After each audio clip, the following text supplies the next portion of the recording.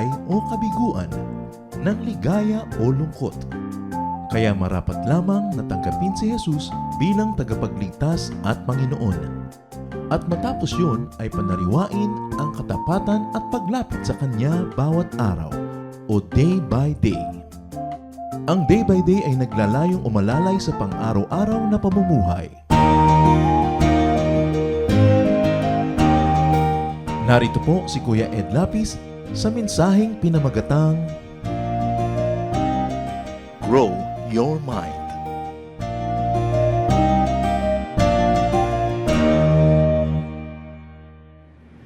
No one ever matches the Lord Jesus. Paano kaya siya nakapagpagaling na may sakit? Paano kaya siya nakapagpatahimik ng bagyo?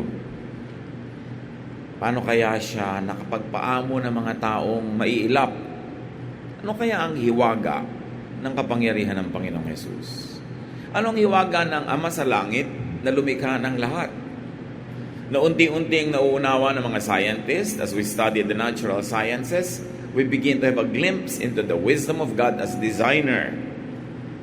And as we study spirituality, we begin to feel God as a powerful spirit who is in us and all over His creation.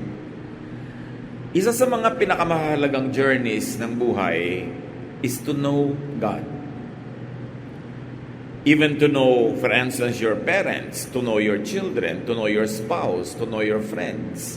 This is one of the most exciting journey that a person could ever take.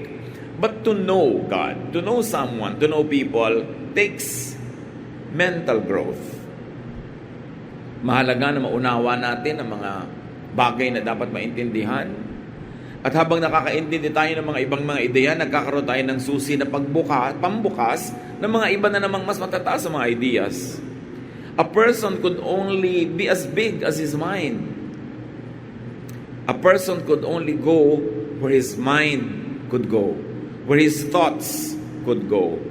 You are your thoughts. You are your mind. Kaya isa sa mga mahalagang duty and privilege of people is to grow your mind. Kailangan ang ating isip ay palakihin, palawakin. Kasi sa paglawak at paglaki lang ng ating isip, magkakaroon tayo ng kakayahang maunawa ang ating kapwa, ang ating kapaligiran, ang ating Diyos, at ang ating sarili. Yung ating pag-aaral ngayon, pinapagatan natin, grow your mind. Palaguin ang isip. Salamat Panginoon dahil binigyan nyo kami ng isip na halos napakalaki at halos walang hanggan ang pwedeng maabot kung bibigyan lang namin ito ng pagkakataong lumago. Turuan nyo kaming maunawa ang hiwaga ng mga pag-iisip. Teach us, O Lord, to plumb the depths of thoughts. Teach us to unlock the mystery of knowledge. At nasa ganun, lumawak ang nararating ng aming diwa, ng aming isip, ng aming pangunawa, at lalo namin kayong makilala.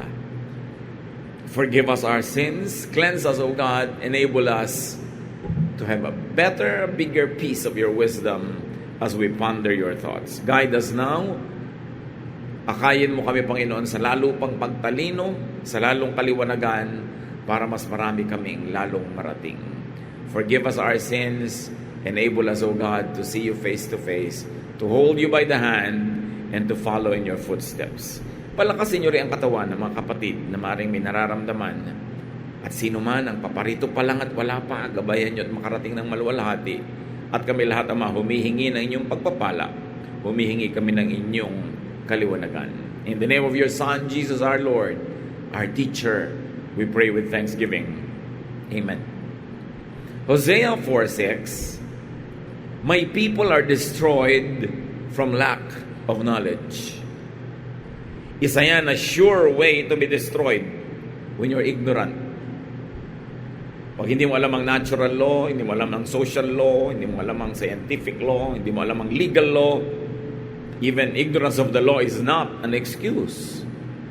Maraming taong napapahamak dahil sila ay nalilinlang, nadadaya. Nadadaya ng sarili, nadadaya ng kapwa, nadadaya ng sistema. Napakahalaga na maging maalam, matalino at marunong, pero hindi lagi itong naiisip ng mga tao. Ecclesiastes 7:12, wisdom is a shelter, as money is a shelter. But the advantage of knowledge is this: wisdom preserves those who have it.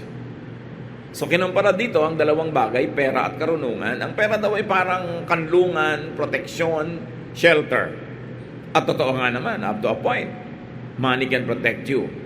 But money can also be the cause of your downfall and can also attract misery, and even some people who have money are murdered for their money. So sabi niya, mas mabuti pa rin between money and knowledge, knowledge pa rin. Especially knowledge that is applied to daily living, that becomes wisdom. Wisdom preserves the wise. It is imperative, it is most important to increase in knowledge, in understanding, and wisdom. Gaano kahaba ang buhay ng tao dito sa lupa? 30, 40, 50, 60, 70, 80, 90, 100, 100 plus? Konti lang, maiksi ang panahon. At napakaraming dapat malaman. Ang utak ay dapat laging may nalalaman. Yung nalalaman, hindi end by itself. May nalaman kang formula. Ngayon, may susi ka para pag nagamit mo ang formulang yan, may iba ka pang maaabot na kaalaman at may iba kang advantage na makukuha dito sa mundo. Marunong ka mag-spell, marunong ka magbasa, pero hindi yun ang katapusan. Dahil marunong ka magbasa, marami ka ngayong mababasa, magpapadagdag na yung karunungan. Marunong ka ng mga skills, marunong ka ng mga kakayahan, marunong kang gumawa ng ganito at ganun, panghanap buhay, pero hindi yun ang ending. Kasi pag nakapaghanap buhay ka, magkakaroon ka ng more resources, more power, more energy to know more. Sayang ang isang araw, isang oras, isang minuto na walang nadadagdag sa alam ng tao. Liban na lang kung siya'y natutulog. Para ihanda ang kanyang isip na paggising ay may malaman uli. Sayang nang nag-aaksaya sa walang katapusang mga entertainment lamang na walang naidadagdag na karunungan. Walang katapusang paglilibang at pagpadiversyon at pagpapalipas ng oras. Kasi kung ang pinaka-highest goal of human life is to know our Creator, to know our God, to understand the wisdom of God, kahit man lang konti, kailangan committed tayo to the process of learning. Kailangan magkaroon tayo ng tools para mabuksan yung iba't ibang mga kandado ng karunungan na magbubukasat ang ating isip at mata at mas makikilala natin ang ating Diyos.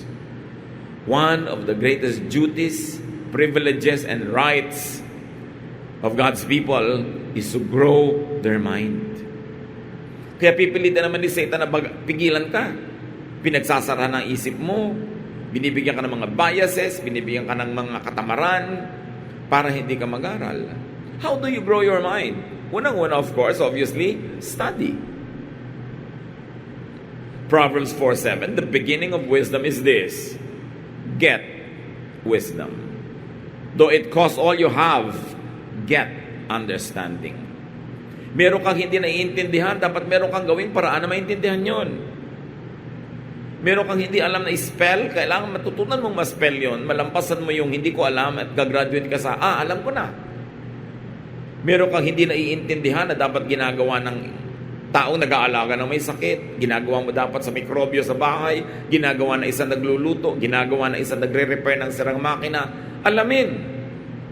Kasi ang lahat ng alam mo, nagiging kasangkapan at kaibigan mo. Pero ang hindi mo alam, kaaway mo at Panginoon mo ang hindi mo alam. Kaya yung mga taong hindi nakakaalam ng mga bagay, may mga inferiority feeling. Pag yun ang pag-uusapan, tatalikod na, tatakbo na, aalis na kasi hindi alam kung paano sasagot. Study. And how do you study? You listen. You read. You look at things and observe. Ang daming ibinigay sa ating senses, dapat ginagamit natin. Tumitingin ka sa dapat tingnan, pinapakinggan ng dapat pakinggan. Ecclesiastes 1:13, I devoted myself to study and to explore by wisdom all that is done under heaven. Meron ka pang tatanungin, gusto mo bang mag-masteral studies? Gusto mo bang mag-aral? Ako, ayoko na makakita pa ng libro pa sa buong buhay ko. Tama na. Ayaw nang matuto. Pagka inaalok mo na may pag-aralan, ay nosebleed ako. At naging excuse ng lahat yan, naging katatawanan, pero excuse not to learn anything beyond what you already know. Dapat ang tao patuloy na nag-aaral. But you must know what to study. Meron ka naman pag-aaralan, pampasikip lang ng utak mo, pampagulo. Practical, knowable things. Yung bang pag napag-aralan mo, merong practical use para sa'yo. Kahit sa religion, mga kapatid, marami mga tanong, pinagdedebatihan, pinag-aaway-awayan, pero actually, wala ka namang mapapala sa pang-araw-araw na buhay mo. Kahit malaman mo pa yung sagot, kung may sagot nga talaga. Mga tanong na walang katuturan, bakit po ba walang buhok ang palaka? May pusod ba si Adan? Kasi daw, hindi naman nanggaling sa isang ina, di walang pusod. Ay ngayon, kung may pusod at si Adan o wala, ano ngayon napala natin na pag-usapan niya mga bagay na yan? So may mga bagay na wala namang katuturan na alamin. Hindi naman talaga malalaman. So know what to study. Not useless, unknowable things. Pati na lang yung mga mangyayari sa eternity, sa eternal life, pinagdedebat-debatihan ng mga tao, who really knows the details of these things? Pati di mo ang atupagin na yung malalaman mo sa buhay na ito. So you can live the best way, you can give your best, and you can get the best from life, and let God take care of the unknown future. Know when not to study. When it is not advantageous. Kung wala naman talagang direct benefit para sa iyo ang pag-aaralan mo, what's the point? Kung sobrang laki ng bayad, it's not worth all the trouble. What will you get out of it? Ang iksi-iksi ng buhay.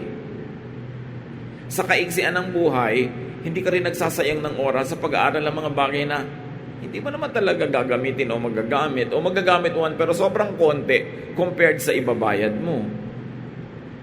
Know when to stop studying. That is when studying wearies you already. Very especially, brothers and sisters, sa spiritual studies. Ang sobrang pagpapalalim ng pag-aaral ng mga bagay na espiritual, kadalasan, ang nagiging inuuwian ay pagkalito. Kasi mga bagay naman yan na hindi naman very concrete. Kailangan mo ng napakalawak na wisdom pang-unawa para makita yung mga unseen, to connect the unseen dots. Ngayon, kung magkakalito-lito ka lang, mabuti pa, wag na lang. Ecclesiastes 12:12, much study wearies the body. Sabi ni Solomon, kung sa paramihan lang ng binasang libro, wala nang dadami pa sa akin sa panahon niya. So niya, pero I tell you this, nakakapagod lang. Especially mga theological studies, nakakapagod yan mga kapatid. Yung tatlo ba ang Diyos, dalawa o isa, tas hindi mo naman talaga malutas-lutas yan, huwag na lang. Magdasal ka, period. Ang dami, hindi na malutas sa tanong yung Trinity na yan. Nung pa hanggang ngayon, tanong na yan. Mga post-tribulation, pre-tribulation, mid-tribulation na hindi na malulutas pa kahit kailan. Pinagtatalunan ng mga theologian, pinag-aaway-awayan. Malaman mo man kahit alin, ano naman na sa'yo ngayon yun. So may mga bagay na iba na lang ang pag-aralan para mas tahimik ang kalooban. May mag-aaral ng mga occult, mag-aaral ng mga spiritual na bagay, tapos matatakot, malilito, useless. How do you grow your mind? You enrich your mind with food for thought. With big and good thoughts, with ideas, and very especially, with perspectives. Dapat pinag-aaralan natin mga kapatid kung paano tumingin sa isang bagay mula sa iba't ibang punto de vista. Sphere lang naman ang kahit saan mo tingnan, pareho ang shape eh. Pero yung square, yung triangle, yung rectangle, yung cube, pag tinignan mo yan mula sa taas, mula sa baba, mula sa gilid, nagkakanda iba-iba, although pareho rin. At sa buhay natin ito, dapat marunong tayong tumingin sa iba't ibang pananaw. Halimbawa, dapat bang taasan ang halaga ng bawang? O kayong mga housewives na namamalengke, anong sagot? Dapat no. Pero kung kayong mga tao sa Ilocos na nagtatanim ng bawang, anong sagot nyo? Yes, di ba? Kung kayo yung nagtatax ng mga tinda, gusto nyo lumaki yung VAT. Pero kung kayo yung nagsusupply ng pera sa namamalengke yung nanay o asawa, ang sagot nyo, no. But it's the same story. Ang matalinong tao ay yung natitingnan ng isang bagay mula sa maraming punto de vista. Hindi lang sa punto de vista niya. So kung wife ka, meron kang hinahanap sa iyong husband, point of view mo yun. Pero kaya mo bang tingnan yung problema na yan from the point of view of your husband?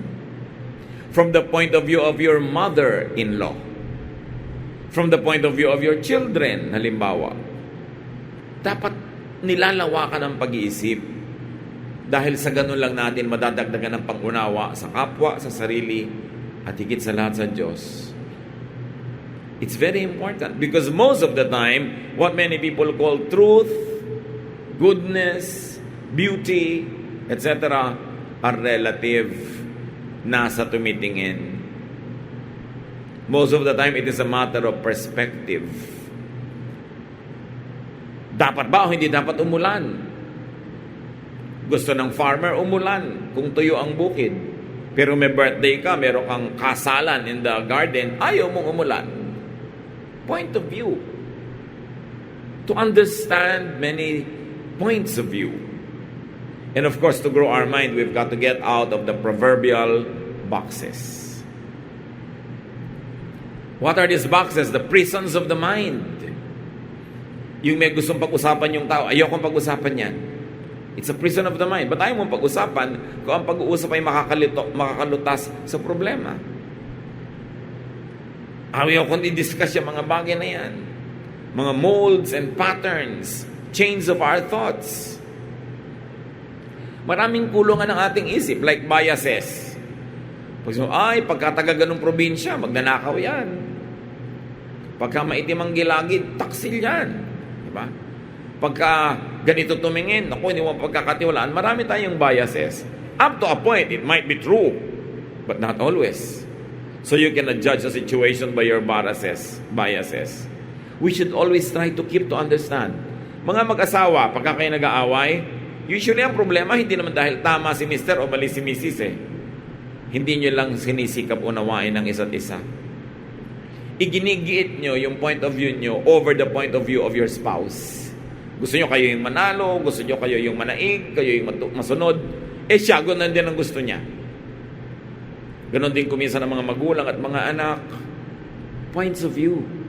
Sabi sa Hebrews 5:11, we have much to say, but it is hard to make it clear to you because you no longer try to understand. Ayaw mo na mag-isip. Ayaw mo nang itingnan yung bagay mula sa pananaw ng iba. Pananaw mo na lang ng pananaw ang mahalaga.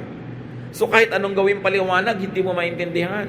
Kasi ang taong nakakaintindi ito, hinuhubad mo yung suot mong sapatos at isinusuot mo yung sapatos ng iba para maramdaman mo yung nararamdaman nila. Kung lagi mo sinasabi sa pasyente, ano ka, bapat ka naiinip? Magpahinga ka dyan, nakahiga ka naman, magpahinga ka, magdasal ka. Subukan mong humiga ng 7 araw. Kundi ka rin mainip kahit ka madadasalin. So kailangan tinitingnan mo yung point of view ng iba. Acts 17:19-20, may we know what this new teaching is that you are presenting? You are bringing some strange ideas to our ears. We want to know what they mean. Yan ang sinabi ng mga tao sa Athens kay Paul. May tinuturo si Paul tungkol sa Panginoong Jesus. Ang mga Athenians, sa kanilang pangdinig, bagong-bago yung mga ideya na yun . So sabi nila, pwede mong ipaliwanag, masyadong kakaiba yung sinasabi mo. Kasi yung mga Athenians matatalino. Pag may nadidinig silang bagong ideya, gusto nila ipaliwanag mo, hindi yung tinatakpan nila agad ang bibig mo, pinapagalitan ka, mali ka agad dahil hindi ka nila naiintindihan. Sabi nila, ipaliwanag mo. At matapos naman ikaw yung magpaliwanag, doon sila magpapasya kung maniniwala ba sila o hindi, o ayaw pa nilang maniwala pero bigyan mo pa ng more reasons to believe. In other words, bukas ang isip. Athenians would listen even and especially to strange ideas. At ito ang sakit ng maraming Bible-based Christians. Pag may nauna ng teacher sa inyong utak, pag may nauna ng theology, may nauna ng interpretation ng kung anong sekta, anong kongregasyon, yun na ang nagiging kulungan ng isip. Pag nakarinig ng ibang ideya, dahil iba yon, ang judgment agad wrong. Ang judgment agad evil, satanic. Dapat sabi mo, sige, pakinig. Binigyan naman ako ng Diyos ng utak para suriin ang mga bagay. May mga verses naman na pwedeng suriin at pwedeng pagbasihan. Tingnan natin. Pero hindi yung kung sino talaga nauna sa utak mo nag-colonize, yun na. Hindi na maiiba. At ang tanging dahilan mo sa paniniwalang yun ang tama at totoo ay dahil lang siya yung nauna. Paano kayong nauna? Hindi naman yun ang pinakatama. Sabi nga nila, only a fool does not change his mind when there's a good reason to do so. So do not imprison your own mind and your own thoughts. Huwag ipagmalaki, huwag maging serrado de kandado. Pinagmamalaki pa ng iba, ay, serrado kami, de kandado. Bakit may pagmamalaki na may kandado yung utak mo? Hindi mo napapalakihin, kinulong mo na doon. Dahil lang may nauna na nagsabi sa'yo. But of course, while you listen to many other ideas and many points of view, you filter and classify thoughts. Sinasala. Hindi ko masabi ng lola mo ay tama yon. Hindi ko masabi ng preacher, yun ang kaisa-isa pinakatama. Hindi ko napanood mo sa TV, nabasa mo sa libro, yun na. So dapat, willing ka lang pakinggan, pero sinasala mo at sinusuri. Merong ito, pwede kong tanggapin ngayon dahil marami na akong karanasan sa pag-isip tungkol dito before at ngayon handa na akong tanggapin ito dahil nasuri ko na. Meron namang mukhang imposible itong paniwalaan pero sige, titingnan ko pa rin, baka ako makonvince. Meron namang ito, ayokong isipin ngayon, ilalagay ko muna sa isang tabi, saka ko na lang ito iisipin pero hindi ko pa rin i-dismiss o itatapon. Acts 17:11. Pag nagtuturo sa kanila si Pablo, alam niyo ginagawa ng mga taga-Berea? Now, the Berean Jews were of more noble character than those in Thessalonica, for they received the message with great eagerness and examined the scriptures every day to see if what Paul said was true. Hindi ko masabi ni Paul, tinatanggap na nila dahil sabi ni Paul yan. Sinusuri pa nila kung tatanggapin nga ba nila o hindi. At anong tawag sa kanila? They were noble. Mga mahuhusay ang pagkatao dahil hindi basta-basta naniniwala kahit kanino. Pero hindi rin basta-basta hindi naniniwala. Kasi pareho lang yung basta naniniwala at basta nagre-reject. Pareho lang dangerous yun. Pero sila sinusuri. Pinag-aaralan nila yung Old Testament. Ano nga ba ang kinalaman ng sinasabi ng Pablo na yan sa mga nakasulat dito sa Scripture, which when mentioned in the New Testament always refers to the Old Testament. So to the Bereans, even Paul had to be verified. Hindi dahil sinabi ni ganito, dahil sinabi ni ganon. Ang dami ko natatanggap ng tanong sa Facebook. Sabi po ng elder namin, sabi po ng deacon namin, sabi po ng pastor namin, pero talagang yung sinabi, pabali-baligtarin mo man ang lahat ng katwiran sa mundo, ay napakahirap tanggapin o pairalin. Pero nahihirapan silang tanggihan yun dahil sabi ng isang authoritative figure. Kaya dapat sinusuri, si Paul nga sinusuri. Colossians 2:8. See to it that no one takes you captive through hollow and deceptive philosophy. Huwag kayong pabibihag, sabi niya, sa mga walang kwenta, mga walang laman at mapandayang mga ideya. 1 Timothy 4:7, have nothing to do with godless myths and old wives' tales. Huwag na daw makihalo pa sa mga usapan na hindi makadiyos, walang kwenta, at mga guni-guni, mga chismis-chismis ng mga matatandang babae. Bagamat marami rin namang matandang lalaki o batang lalaki, chismoso rin. Pero yun lamang ang ginawang example, old wives' tales. At kung lagi ka na lamang na lumulungkot pag sinabi ni ganun, nalilito pag may ganung sinabi si ganyang tao, Ecclesiastes 7:21 says, do not pay attention to every word people say. So dapat marunong kayo mag-filter. Pag may nagsabi sa iyo, alam mo, palagay ko, napakagunggong mo. Ano ba sabihin? That's your opinion. It's not my opinion about myself, so that's your problem. Hindi mo naman dapat payagan ang sarili mo na laging sumasama ang loob dahil may sinabi ang tao tungkol sa iyo eh. Kasi ang tanong mo, sino yung nagsabi? Qualified ba siya na sabihin yun? Bakit niya sinasabi yon? Dahil meron ba siya mga ibang sugat sa puso niya na nakakanti, nasasaktan, kaya gusto niya manakit ng kapwa? O nagsasalita lang ba siya dahil lasing siya, wala siyang masabi, wala siyang magawa? O may iba siyang layunin sa pagsasalita? May iba siyang audience na ini-impress? Sabi, kung pansinin lahat, nadidinig mo. Gugulo lang ang isip mo at madalas lulungkot ka. Ano lang dapat ang pansinin? Ano ang dapat tandaan? Ano ang dapat ipamuhay? Philippians 4:8. Whatever is true, noble, right, pure, lovely, admirable, if anything is excellent or praiseworthy, think about such things. Konti lang naman ang pwede mong isipin sa isang oras, sa isang minuto. So, ang isipin nyo na lang kung ano yung totoo, ano yung kaibig-ibig, ano yung tama, ano yung malinis, kahanga-hanga. Yun ang isipin. Huwag mo isipin yung nananakot lang sa'yo, huwag mo isipin yung nagpapanervyos, nagpapalungkot. Ang dami mo na maiisip, ba't yung paisipin mo? Mga kapatid, pag inisip natin, pag naramdaman ng ating emosyon, kasunod yun ang pag-iisip, apektado na ang buo nating katawan. Subukan nyo lang mag-isip ng malungkot, di ba? Minsan nga, nangingilid na ang luha sa inyong mata. Can you imagine what thought can do? May maiisip ka lang, apektado yung katawan mo, tutulo na yung luha mo.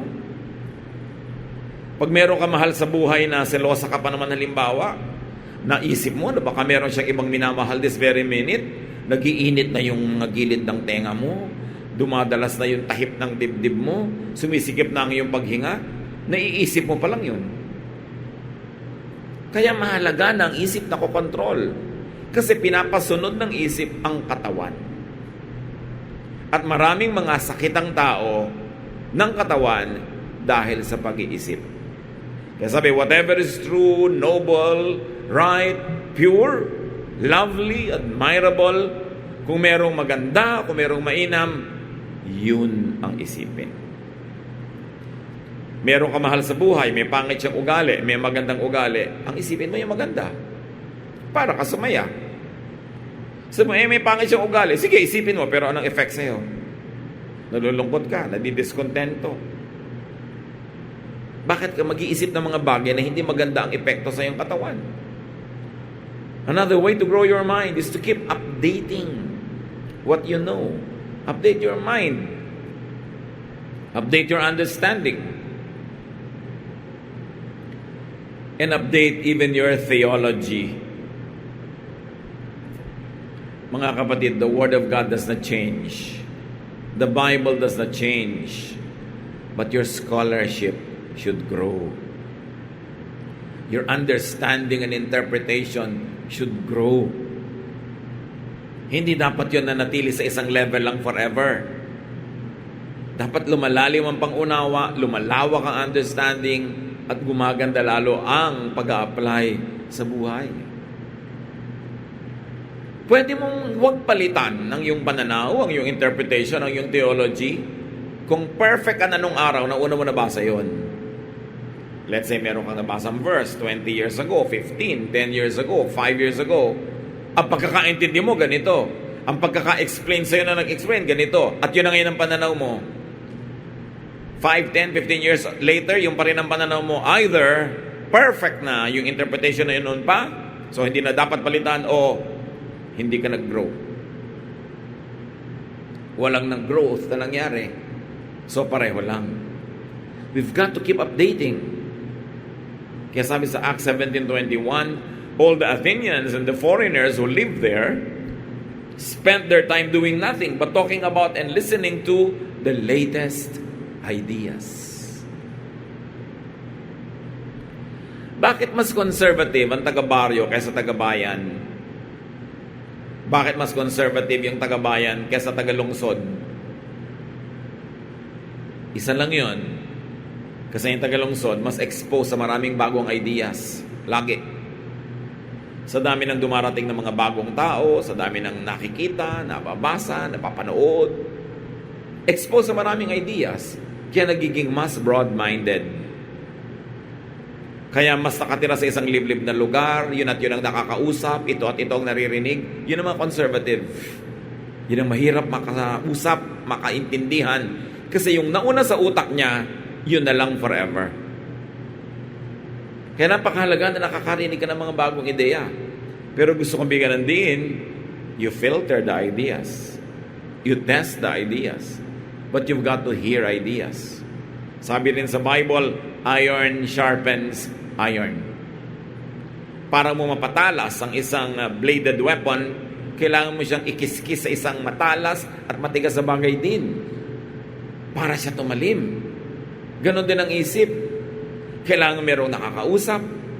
In a healthy way, may nakakatalo rin, pero hindi debating awayan, kundi idea versus idea.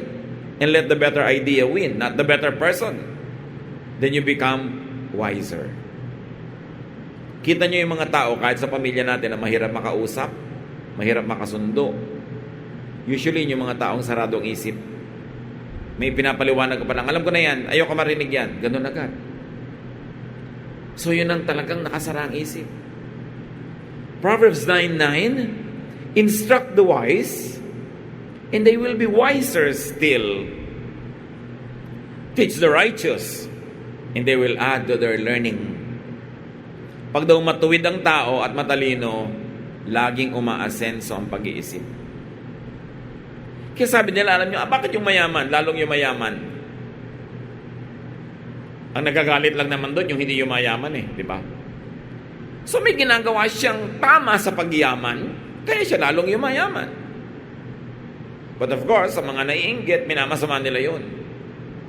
Sila na naman, kanya na lahat. Napunta na sa kanya lahat. Meron siyang ginagawang tama, kaya nangyayari. Walang napupunta sa'yo, so siguro meron kang maling ginagawa o hindi tama. So imbes kang magbubusa, magalit, magselos, isipin mo, ano kaya ang tama niyang ginagawa? At bakit siyang papayaman ng papayaman?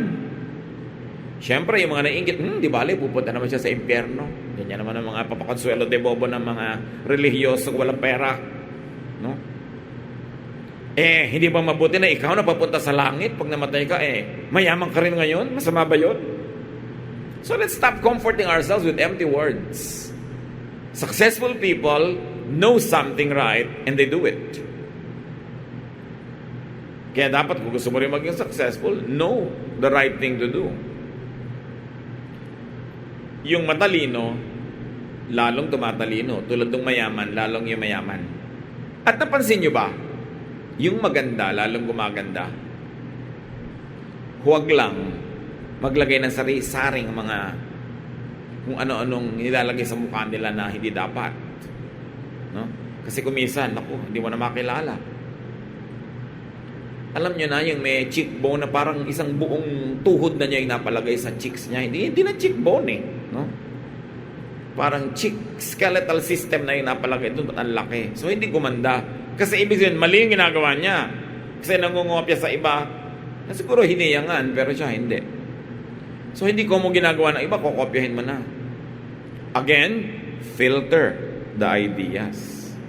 Bagay ba sa akin? Pwede ba sa akin? Pero usually talaga yung maganda, mas gumaganda. Kasi pag napupuri mo yung tao, lalong nagpapaganda, lalong ginaganahan. Yung mayaman. Yung matalino, tumatalino. So yung mahirap, alam niyo mangyayari noon, pahirap ng pahirap.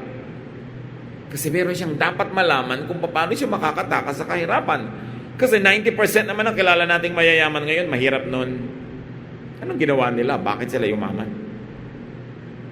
So gusto mong baguhin ang iyong sitwasyon, unang-una babaguhin mo ang iyong pag-iisip. Kasi yung pinupuntahan ng katawan mo, yung ginagawa ng kamay mo, yung nilalakaran ng paa mo, inisip mo lang, kaya gano'n ang nangyari. So kung ayaw mong mapapunta rito, huwag mong isiping pupunta ka dito. Kasi pag inisip mo pupunta ka dito, pupunta ka nga. Susunod ang katawan mo. Pag sinabi mong, ay ako magagalitin, magagalit ka nga agad kasi yun na agad ang sinasabi mo eh. So, ano ang iniisip natin? Tandaan nyo mga kapatid, hindi lahat ng iniisip mo ay mapupuntahan mo, pero lahat ng pinuntahan mo, inisip mo. Kung di man ikaw ang original nag-isip nun, at least pumayag ka, sumang-ayon kang madala ka doon ng ibang nag-isip. Ang kawawang mga tao, yung napupunta sa mga lugar na hindi naman nila inisip pumunta, niyaya lang. Bakit naman nasa lugar ka nung sumabog yung building? Nayaya lang kasi ako eh. Ibig mo sabihin, nagkasunog-sunog ka dyan, nagkalasog-lasog ang katawan mo, na hindi mo pala ginusto, nayaya ka lang. Mabuti kung nagpunta ka doon dahil ideya mo, may gagawin ka, may mission ka, pero yung nayaya ka lang, hindi ka man lang nag-isip tapos nadamay ka. Ang daming ganun sa buhay. Kasi alam niyo mga kapatid, pag hindi kayo nag-isip, yung dominanting taong katabi niyo mag-iisip para sa inyo. Titirhan ng utak niya yung utak niyo. Itutulak ng utak niya yung utak niyo para tumapon. Ang laman ngayon ng bungo niyo, utak niya. So siya ang magsasabi, itong kakainin natin, itong gagawin natin, itong gagawin mo sa buhay mo. Kasi tinanggalan kanya ng utak.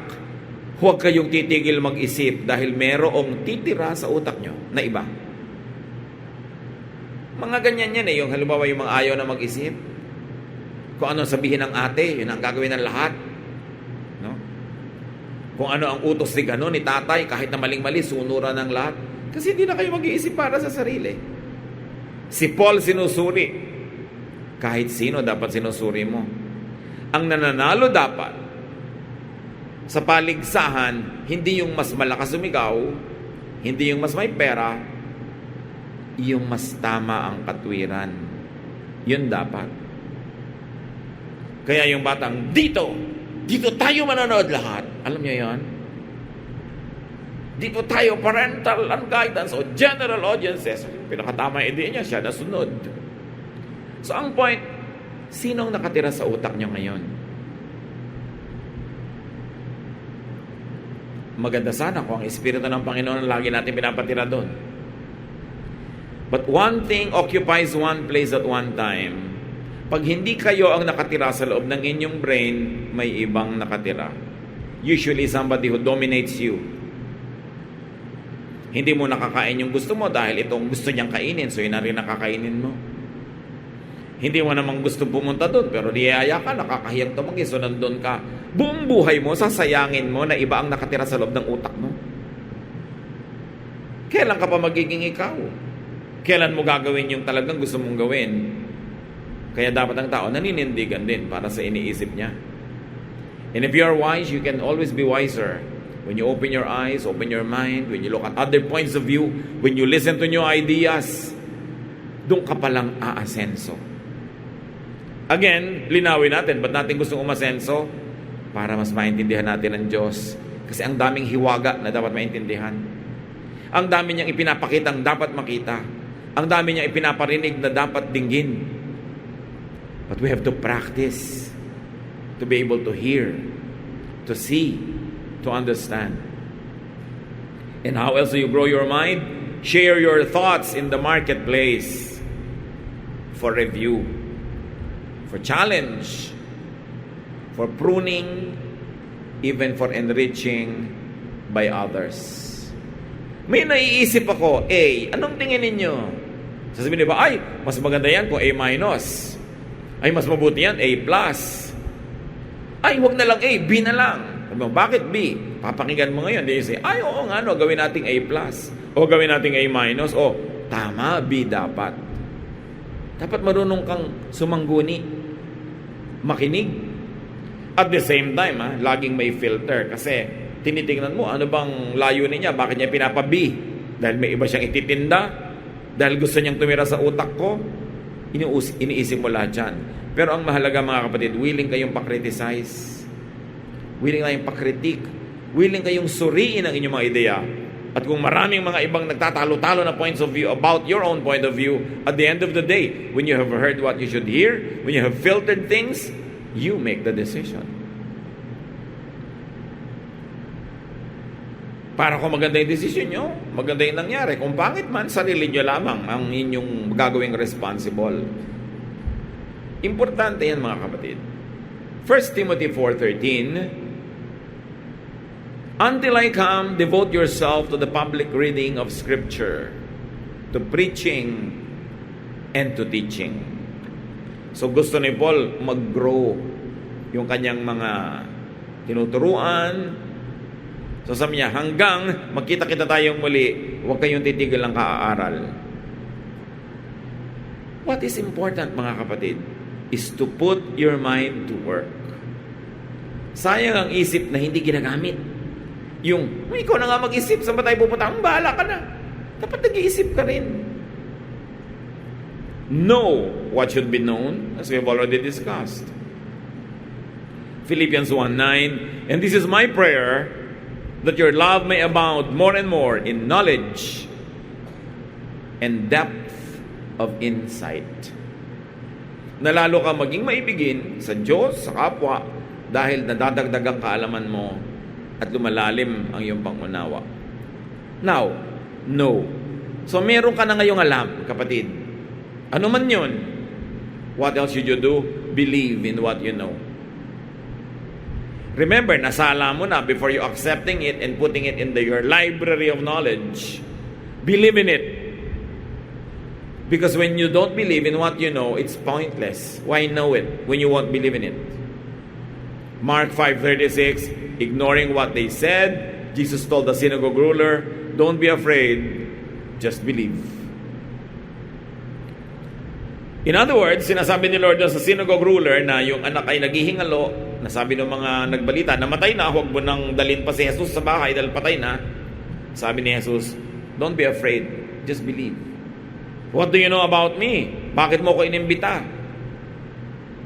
Kung makakasagot lang yung synagogue ruler sa ganitong hypothetical question, sabi niya, "I know that you are a healer. I know that you are the Lord. I know that you can heal my child." So sabi ni Lord, then, believe. You know pala eh. Then, believe. And when you believe, you must act. What's the point in knowing when you won't believe in what you know? And what's the point in knowing and believing when you won't act anyway? So action ang ending. That's why faith, if it has no works, is dead. What's the point in believing when you don't move according to that belief? What's the point in knowing Jesus as kind? What's the point in believing that to be kind is good when you won't be acting and doing kind deeds? So ang ending, acting. You've got to act out your belief. John 13:17 is very, very clear. Now that you know these things, you will be blessed if you do them.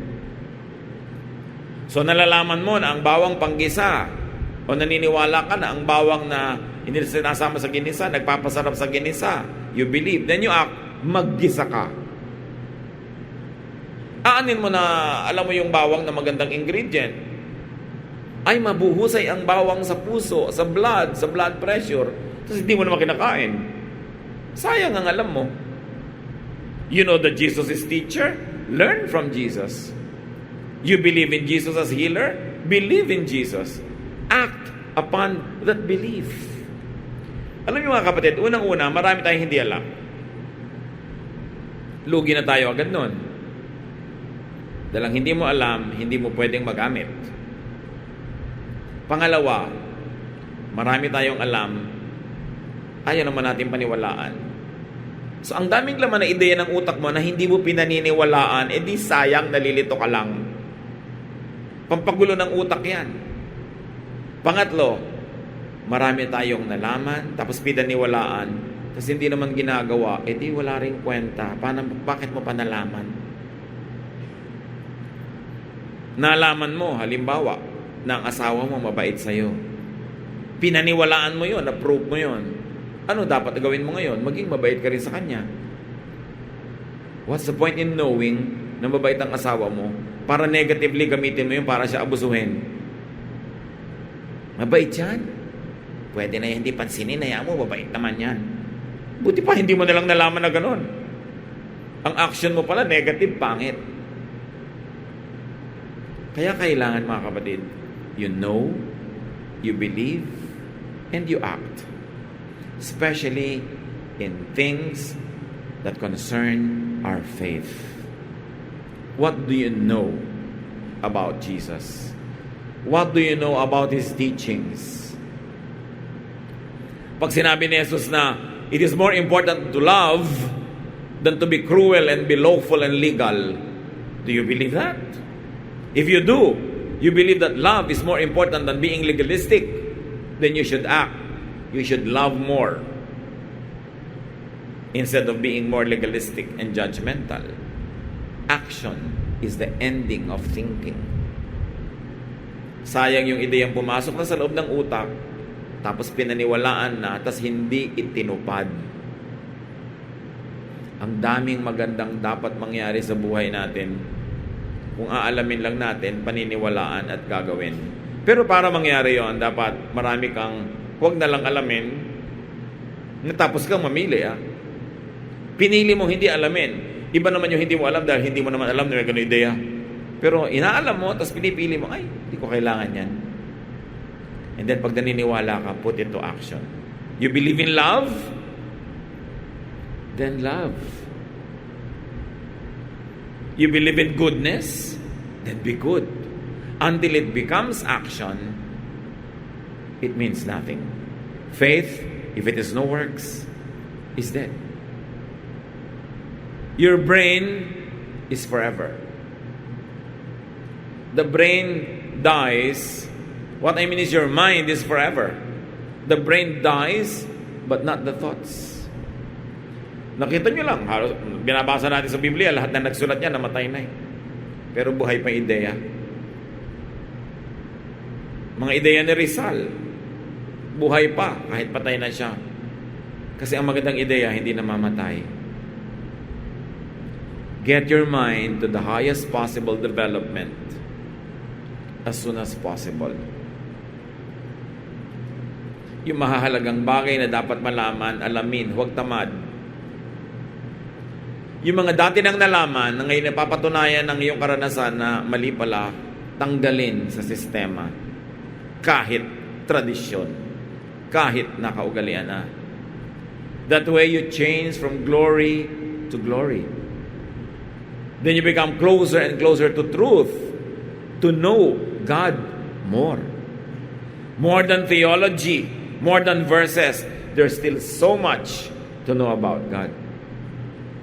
And then you can become more and more like Jesus. Pero hindi dapat katamaran ng tao. That is to continue to learn, to know things, and then to apply them correctly. Mga kapatid, anong laman ng isip nyo na dapat tanggalin kasi nagpapalungkot lang, nananakot lang, papahina ng loob, wala tayong mapapala. Kailangang disiplinahin ang pinapayagang pumasok sa isip.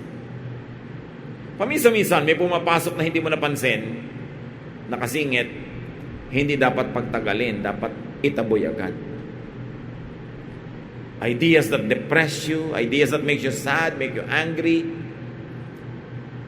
they are like birds. You cannot stop them from flying over your heads, but you can stop them from nesting in your hair. Itaboy agad.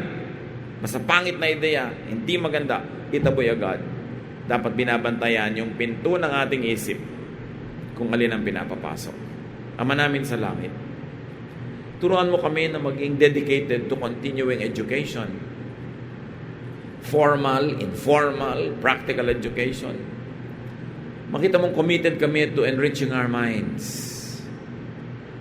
To keep on knowing. And then to be wise to filter what we know. But also to be wiser still to act on what we know. Lahat ng mga magagandang ideya na kami ay sangayon, turuan mong gawin namin. Na hindi kami matigil lang sa pagsang-ayon sa aming isip, kundi maging totoo sa aming gawa na kami, Panginoon, ay magiging makadiyos, mabuti, sa isip, sa salita, sa gawa. At nawa, Panginoon, sa pagdami ng aming mga karunungan, mas makita namin kayo. Mas maunawa, mas ma-appreciate namin ang katotohanan nyo. At ang magandang bunga nito, mas maging mabubuti kaming tao. Nawa lahat ng nadadagdag sa aming kaalaman, magdagdag sa aming kabutihan. At huwag ito mabaligtad na ang nalalaman namin ay nagpapasama sa amin, nagiging kasangkapan namin sa paggawa ng masama. This is the most terrible twisting of knowledge. Teach us, O Lord, to use knowledge, to glorify you, to be good people, and to live life in a better way.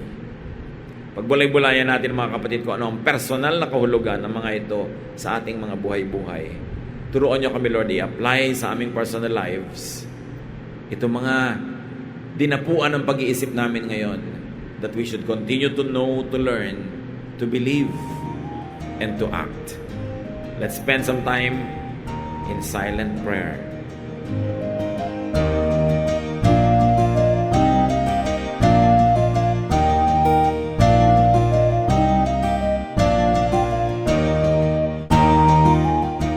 Ang katatapos pong mensahe ni Kuya Ed Lapiz ay pinamagatang Grow Your Mind.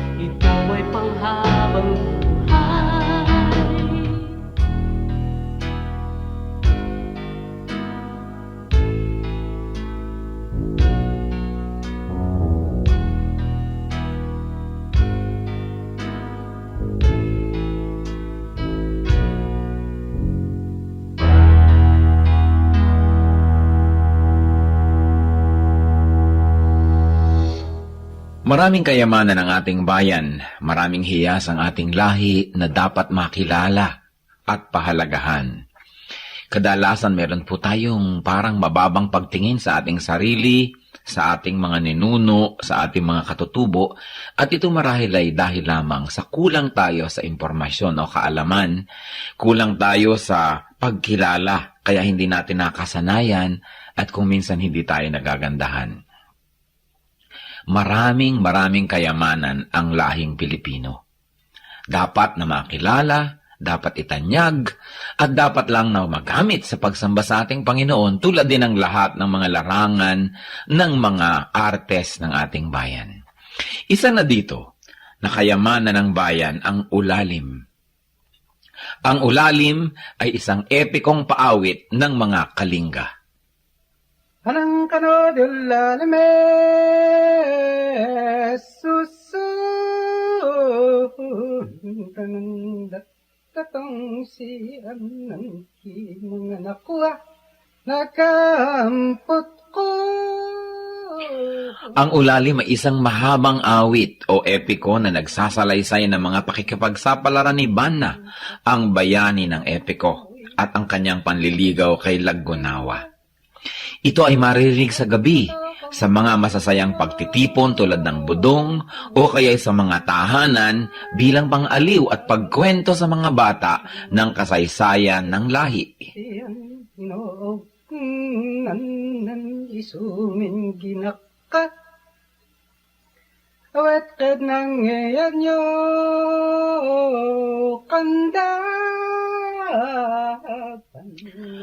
Ang ulalim ay binubuo ng mararaming kabanata na naglalahad ng katapangan, katalinuhan, kagitingan at kakisigan ng bayani. Ang ulalim ay tulad lamang ng maraming mga epiko ng Pilipinas. Ilan na dito ang Biyag ni Lamang, Darangin, Ambahan at marami pang iba. Anang kano ditong alipos kulit tong nyat pwedong isu. At ang ulalim ay inaawit. Ang awit ay isang paraan ng pagkanta. Kadalasan sinasabi natin, umawit ka, ibig sabihin kumanta. Ang awit ay isang uri ng pagkanta na parang pakwento na hinahagod ang mga tunog na parang pasyon. Ang pasyon ay isang awit. At ito isang napakatandang uri ng musika sa Pilipinas. Magpahanggang ngayon ang mga makabagong mga awit o musikerong Pilipino kapag sila lumilikha ng mga tunog, kahit hindi nila sinasadya, sila ay napapaawit, humahagod, at ang pag-uri ng pagkanta ay kumukulot-kulot ang mga letra na paraan ng pag-awit ng mga katutubong Pilipino.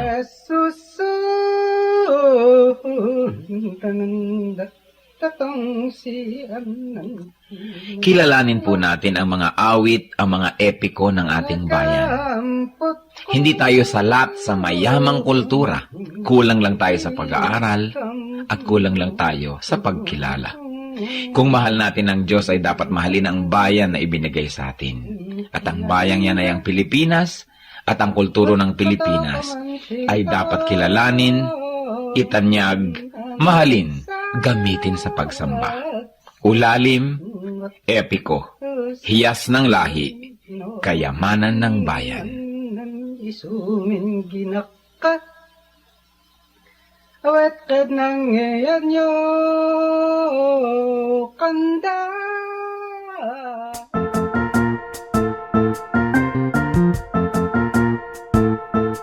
Oras na po para pansamantalang magpaalam ang programang Day by Day. Tayo po'y magsama-sama tuwing ika-6 hanggang ika-7 ng umaga, araw-araw. Magandang umaga po at mabuhay ang Panginoong Hesus!